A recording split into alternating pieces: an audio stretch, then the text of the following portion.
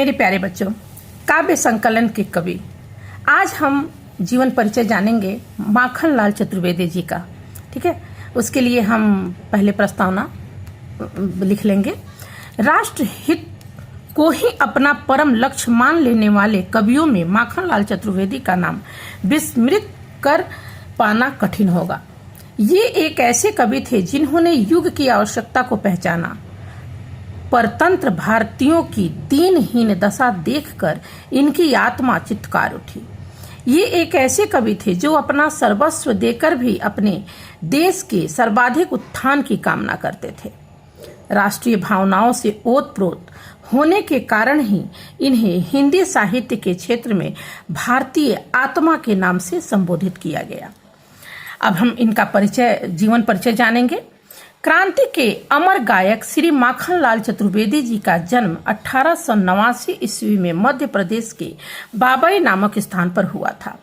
इनके पिता पंडित नंदलाल चतुर्वेदी अध्यापक थे। प्राथमिक शिक्षा प्राप्त करने के बाद इन्होंने घर पर ही संस्कृत, अंग्रेजी, बंगला, गुजराती भाषा का अध्ययन किया। इन्होंने कुछ समय तक अध्यापन कार्य भी किया। तत्पश्चात खांडवा से कर्मवीर नामक साप्ताहिक पत्र निकालना प्रारंभ कर दिया। 1913 ईस्वी में वे प्रसिद्ध मासिक पत्रिका प्रभा के संपादक नियुक्त हुए। चतुर्वेदी जी एक भारतीय आत्मा नाम से लेख कविताएं लिखते रहे। इनकी कविताएं देश प्रेम के मतवाले युवकों के लिए प्रेरणा का स्रोत बनी। श्री गणेश शंकर विद्यार्थी की प्रेरणा तथा साहचर्य के कारण वे राष्ट्रीय आंदोलनों में भाग लेने लगे। कई बार जेल यात्राएं भी करनी पड़ी। जेल से छूटने पर 1943 ईस्वी में ये हिंदी साहित्य सम्मेलन के अध्यक्ष हुए। हरिद्वार में महंत शांतानंद की ओर से चांदी के रुपयों से इनका तुला दान किया गया।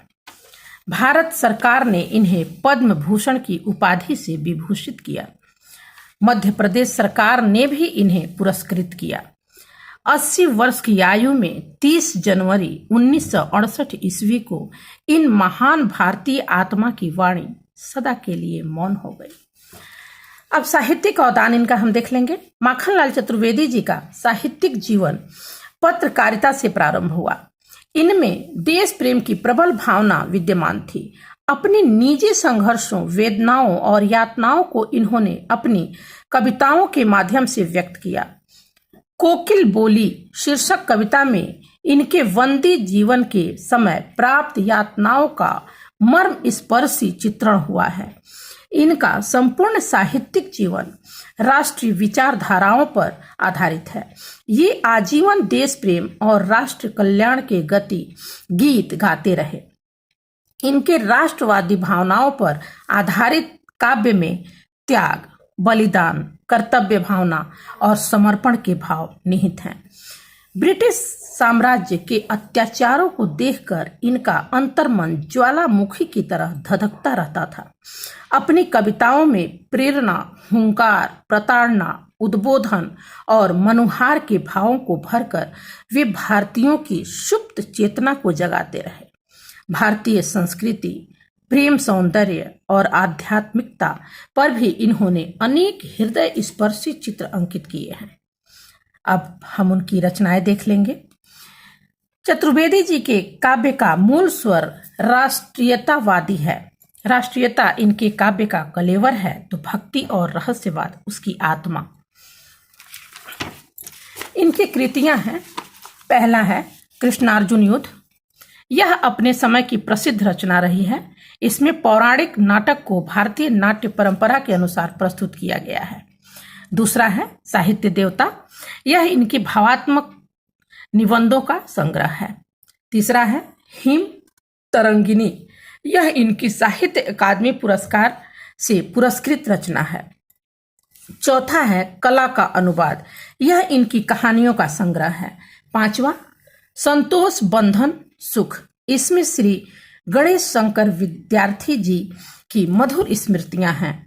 छठा रामनवमी इन कविताओं में देश प्रेम और प्रभु प्रेम को समान रूप से चित्रित किया गया है। युग चरण, समर्पण, हिम कीर्तनी और वेणु लोक गुंजे धरा इनके अन्य काव्य संग्रह हैं। चतुर्वेदी जी की रचनाएं हिंदी साहित्य की अक्षय निधि है, जिस पर हिंदी साहित्य प्रेमियों का गौरवानुभूति होती है। शैली, चतुर्वेदी जी ने ओजपूर्ण भावात्मक शैली का प्रयोग किया है। इनकी शैली में छायावादी लाक्षणिक परिलक्षित होती है। चतुर्वेदी जी की कविताओं में कल्पना की ऊंची उड़ान के साथ ही भावों की तीव्रता भी दृष्टिगोचर होती है। तो ये तो माखनलाल चतुर्वेदी जी का जीवन परिचय रहा, और अगले वीडियो में मैं किसी और का जीवन परिचय लेकर के आऊँगी। तो आशा है आप लोगों को ये अच्छा लगा होगा। तब तक के लिए गुड बाय।